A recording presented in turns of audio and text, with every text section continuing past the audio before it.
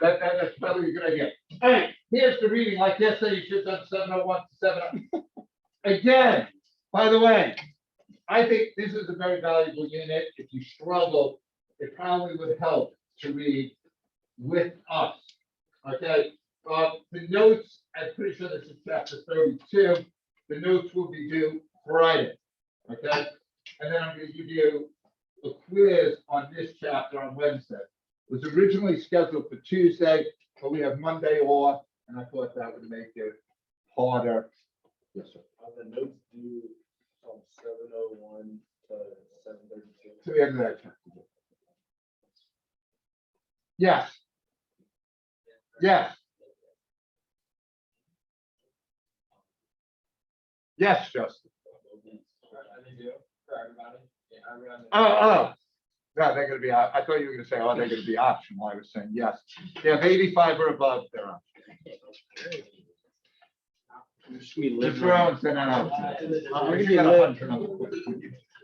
And by the way, you're at part two. Yes. All right, can you do the questions? All right, so yeah, you guys can. So far, they haven't told me you're not better students. Do you find the questions better? Yeah. For you? All right, I'll take you for whatever you want to do. Okay, so you can do the question, but it hurts. When I say the questions, I don't mean the multiple choice questions. Yeah. They're kind of like thinking type questions. All right, so we're there. All right, let's see, do we have anything we'll do? All right, here we go. All right, I would say this is kind of the foundation of macro. We did kind of identify and cyclical and stuff like that. I should say better than that. So you know, like that. To me, like I always look at for the test is everyone over that 60% marker. So if you get 60% of the multiple choice correct, you usually are going to get at least a 3 on the AP exam. And I think this is the first time every person has got. So on a whole, looking at the test scores just quickly as I'm just scanning them through and not paying much attention, they did look good. There was some breakout people there. All right, aggregate is all together. So now we're going to look at the aggregate. What do I mean? Instead of looking like in an industry, we're going to look at all industries combined. So when we say aggregate demand, it's the aggregate demand for all goods and services in the United States. Okay. So aggregate here is all goods and services, which is real GDP that buyers are willing and able to purchase at different price levels. All right. If you remember, demand was like goods and services, but now we're putting everyone all together. So the aggregate demand, which I think I showed you once, is a downward sloping line, is going to be GDP. Okay. Now it's going to be the same as an inverse relationship. Price level goes up, quantity demand is going to go down. Price level goes down, quantity demand is going to go up. You're going to have that same inverse relationship. Here again, the price level increases, we call it inflation. Okay. All right. Here is your price. All right. So, a couple of things that are different. Price level. They're going to take a point off if you write price. Okay. And I wrote real domestic output. You want to put this RGDP, that's fine. Okay. But it's not output, it's real GDP in your downward sloping demand curve, which hopefully I'll get to. All right. AD here is consumption plus investment plus government spending plus net export. Now, Andrew's asking, Mr. Breslow, when we write AD, do we always have to look? The AP exam will not take out a point if you don't put consumption investment. I would say you should do it, but to remind you constantly of the shifters of the curve. But again, if you were doing on a test, and you just had AD there, you wouldn't lose a point. I'm not going to say that. If you have D, you will lose a point. Has to be aggregate demand. All right, downward shift, consumption, investment, government spending. having a net export. Those are the shifters. All right, what definitely won't shift the curve? What? Yeah, price levels will not shift the curve. All right, changes in price level, you're going to slide up and down the curve, just like we did kind of in micro.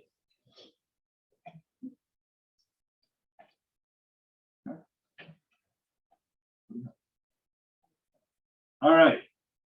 All right, now, if you remember, in micro, we thought about why is demand downward sloping, and we had all sorts of things that, like substitution effect and things like that. All right, the first one is the wealth effect. Okay, higher price levels reduce purchasing power. All right, so price levels go up, people have less money, and therefore there's a decrease in how much expenditures they spend. All right, and obviously it goes the other way. Lower price levels increase purchasing power and increase expenditures.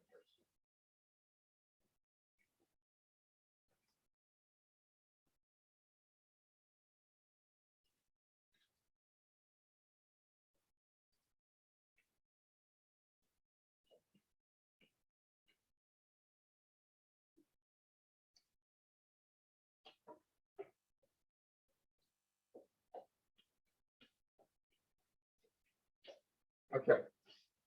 Now, what in micro was similar to the wealth effect? There's like 3 reasons why demand's downward sloping. There was one in micro similar to that. Was it the inferior goods and normal goods? No, it says you more about income than price levels. Cameron? The law of diminishing marginal. Because that's satisfaction, right?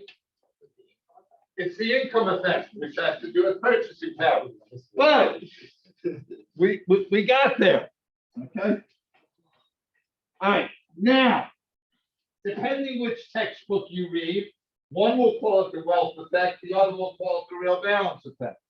Now, it seems that the College Board is getting better at putting things in parentheses. Like, I forgot where I saw it, but I just saw one of the practice tests. They had some term in parentheses that they, resource and factor market. All right, so real balance effect is the same thing as the wealth effect. All right.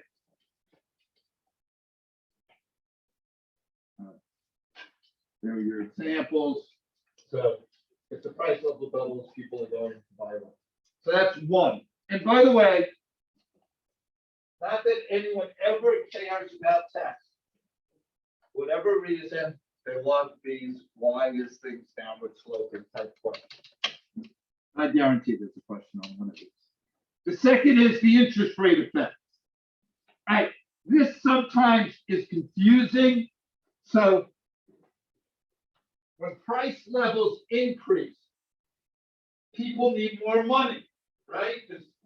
So banks charge higher interest. All right.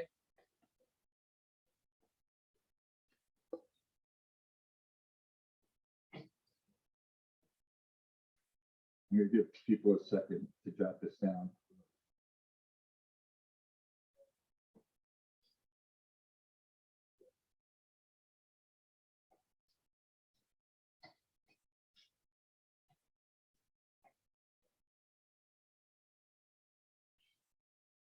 Is it still adjust for inflation? Like increasing? Yeah. All right. Now, if lenders charge higher interest, are people wanting to borrow more or less money? Less, right? Because they're going to have to pay higher interest. That's more expensive. So when price levels go up, interest rates go up, and people then are discouraged, both consumers and business. Consumers, because they don't want to like take out money to buy cars or houses and borrow at high interest rates, and businesses because they don't want to borrow money to build factories and things like that.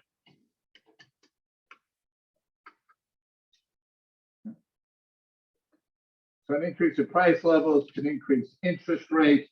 And again, when interest rates go up, business investment and consumption go down. And obviously it works the other way. So we got the wealth effect, we've got the interest rate effect, and then the third, not to be left out, is the foreign trade effect. And all this has to do is when U.S. price levels go up, foreigners purchase less U.S. goods, and Americans buy more foreign goods. Now, when we say this, we're talking about like equal goods. Like if this jacket is the same jacket made in the United States, and the price levels go up, people will buy this jacket from wherever, China, at a cheaper price. Okay. So those are the three reasons. It's the wealth effect, the interest rate effect, and the foreign trade effect, but why aggregate demand is downward slope. And the foreign trade effect is also like inverse, I guess. Like, Sure, if U.S. price levels go lower, people are buying our goods, net exports increase. Yes.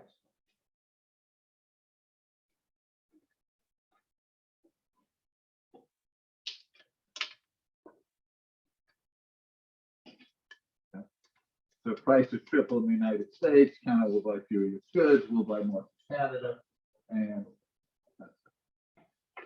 All right. You need to I'm going back, I just hit one.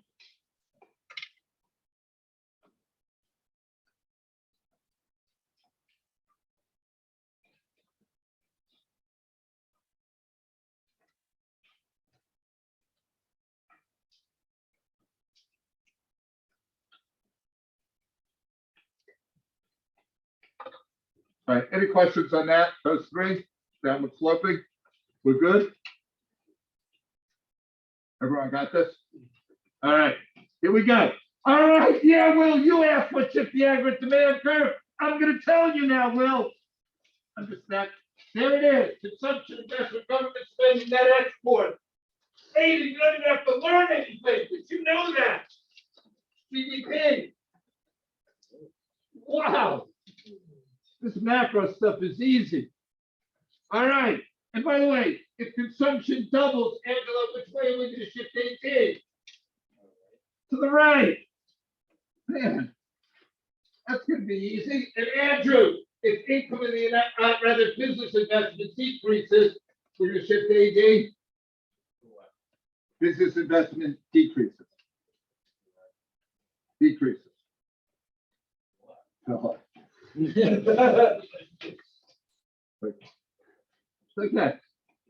kept me on my toes. All right, here we go. Change in consumer spending. Will, if income doubles in the United States, what are we going to do with aggregate demand? It's going to shift to the right. People got more money, they're going to spend it. Sure, they're going to save some, but they're going to spend the rest. Ah, Tony, this is a tough one for you.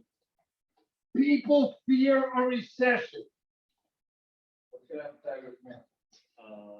It's going to, aggregate demand is going to go up because people are going to buy more things.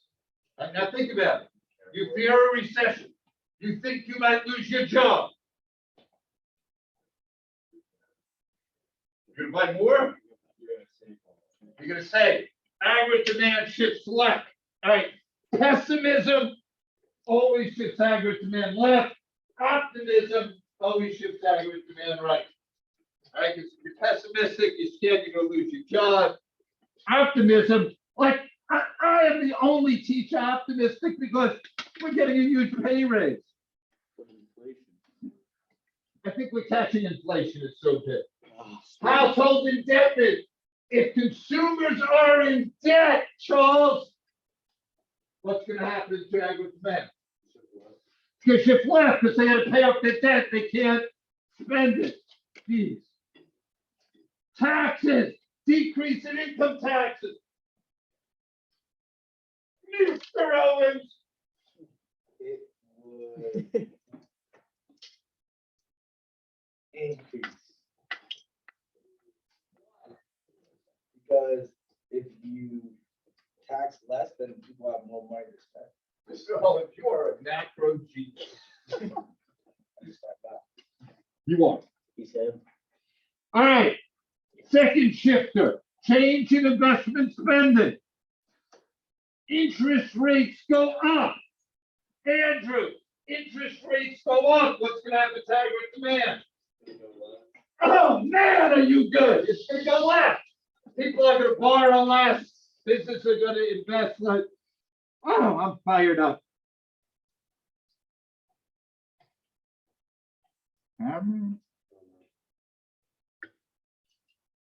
If businesses are expecting the economy to go well, how would that shift aggregate demand? I assume it should create more things for people to buy, so they've shifted right. It would shift it right. Yeah, because businesses, if they're optimistic, they might build more factories. So aggregate demand goes right. Well done, Cameron. All right, don't even look at, did I put this in your notes? Yeah. Cross productivity and technology. All right, business taxes, higher corporate taxes.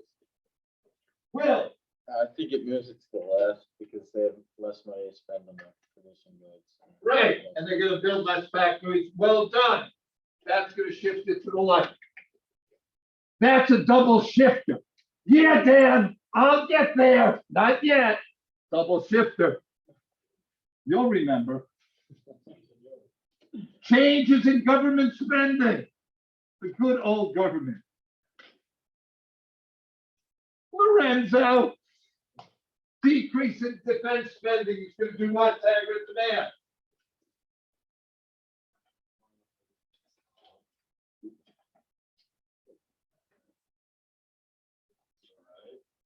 Is that going to increase GDP or decrease?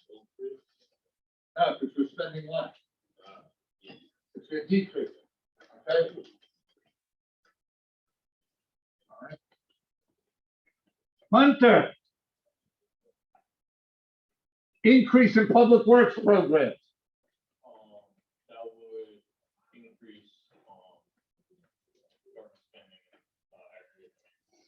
Okay, right, to increase government spending, so AG is going to shift to the right. Good job. Charles, how you doing? You look a little tired back there. Exchange rate, Charles. I'm not going to talk to you about it. Why? It's confusing as all hell. We have a whole unit I can confuse you on. I'll wait till the end of the year to confuse you on that. All right, but Charles, Japan has a recession. What does that do to aggregate demand? Why would it increase aggregate demand?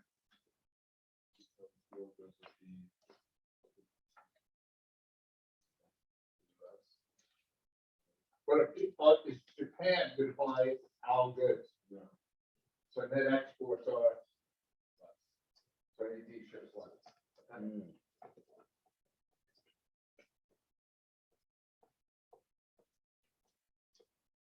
Okay. All right. Matt, you okay? Matt, I'm blind, so if you're putting it, oh, if I had a minute, I'd tell you about the point. All right, here we go, Miles, here we go. All right, 9, 1, 2, 3, 4, 5, 6, 7, 1, 2. Yeah, Miles, I'm bringing you back around. All right, I'll give you a couple of minutes. Let's do those. I want to know which way aggregate demand is going, and is it consumption, investment, government spending on net exports? Okay.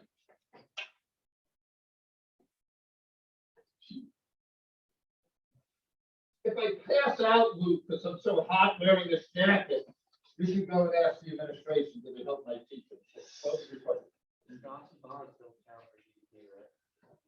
No, but whereas if I'm making money on the stock market, what might I do with it? Consumption. Okay. That would be under consumption.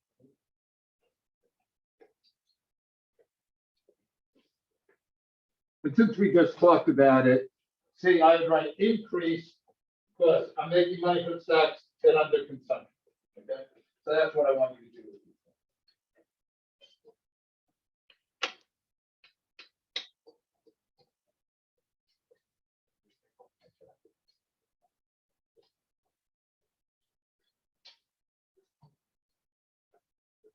I think you're unfireable.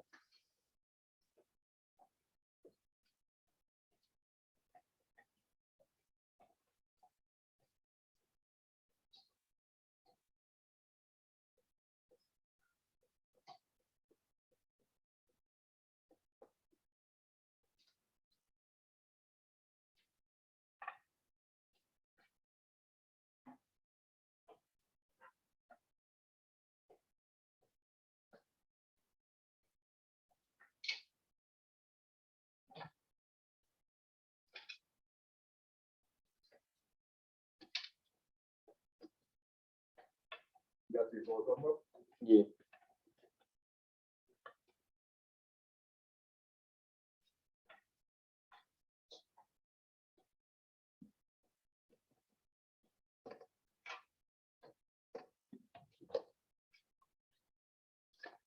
And we're back to bridge. Only back over. Well, what these things are, Like last time. and then put like what's doing it.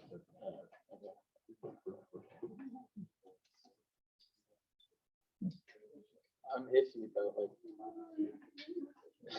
Scared of this adjustment. Tony, you tired? I don't know why. You get up at 5 o'clock to go to swim practice today? He was squash match last night too. You play squash too? He's the number one. Did you win? Okay. Well, we're not good at squash, are we? First year making the playoffs. Really? Let's go. God! Yes, squash! That being said, Will, what's number 2?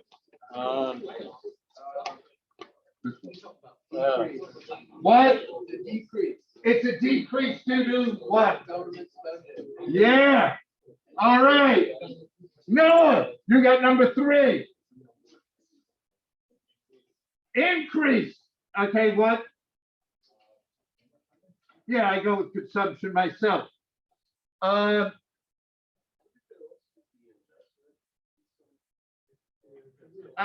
When they, first of all, yeah, they rarely ask you to pick a category. I'm doing this just like a practice. But if they did, I think they would, instead of people, they would say business. Yeah. Okay? But if you put investment and you made that argument, I won.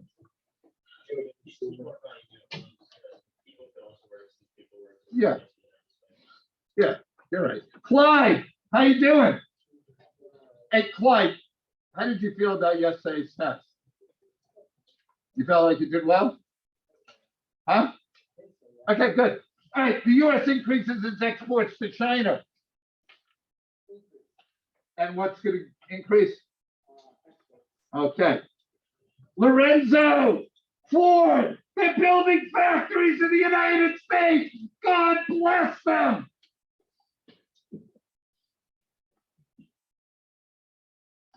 Increase or decrease first? Okay, which? Hey, let me help you. It's a government spending. Ford's not the government. Is it exports or imports? No. Right, so now you're in consumption and investment of Ford consumers. You got it. Good job. I like it. Joe, are you back there? I can't even see. All right, Joe, interest rates are under. Damn it, those interest rates are going up. Go, Joe.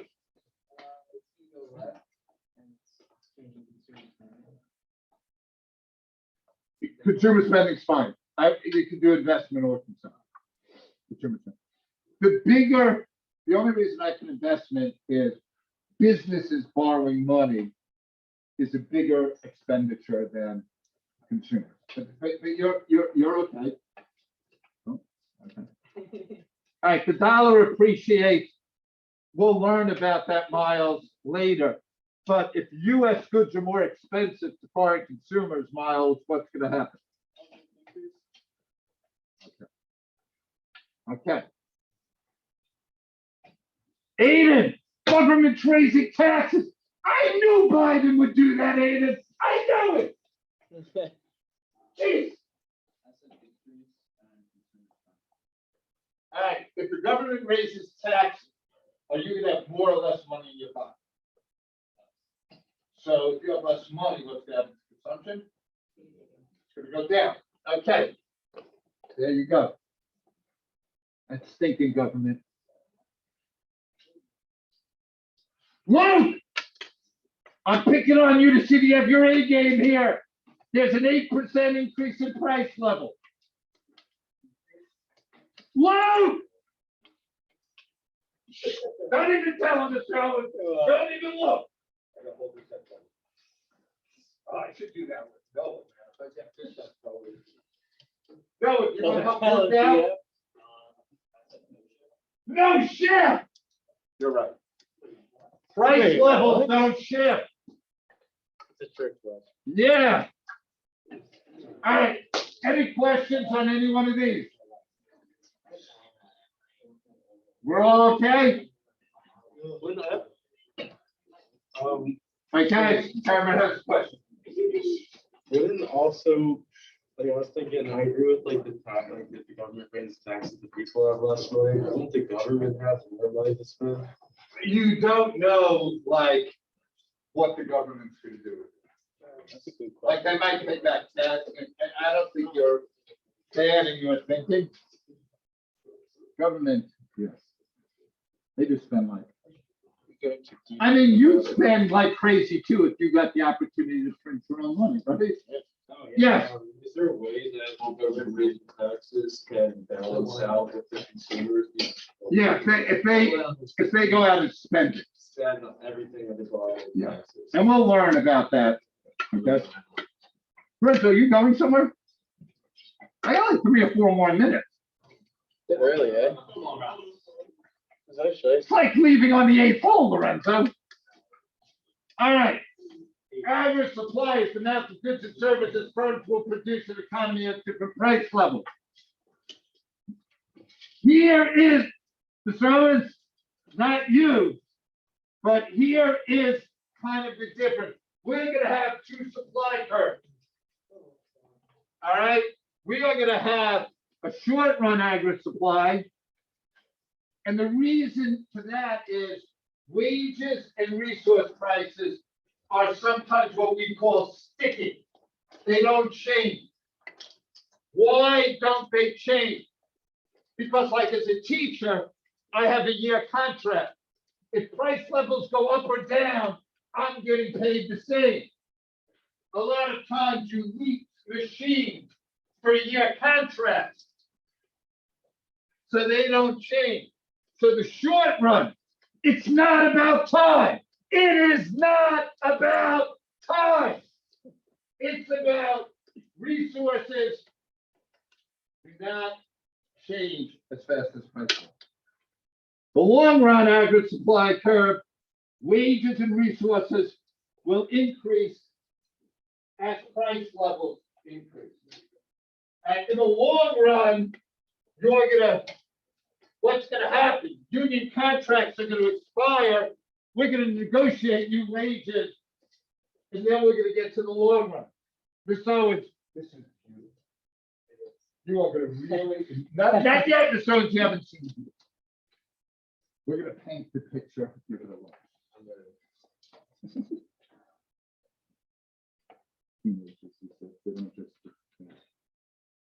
All right. So I'm going to just give you an example of the short run. The firm currently makes 100 units that are sold for $1 each, and the only cost is labor. And how much does this firm make? Someone tell me. $20, right? Okay, now, how about if the price level doubles, John, but the costs don't change? How much does this firm make? How much? The cost stayed the same, Sean. Okay. The only cost is $80 for labor, 120. All right. Notice what happened to my profit, right? My profit increased.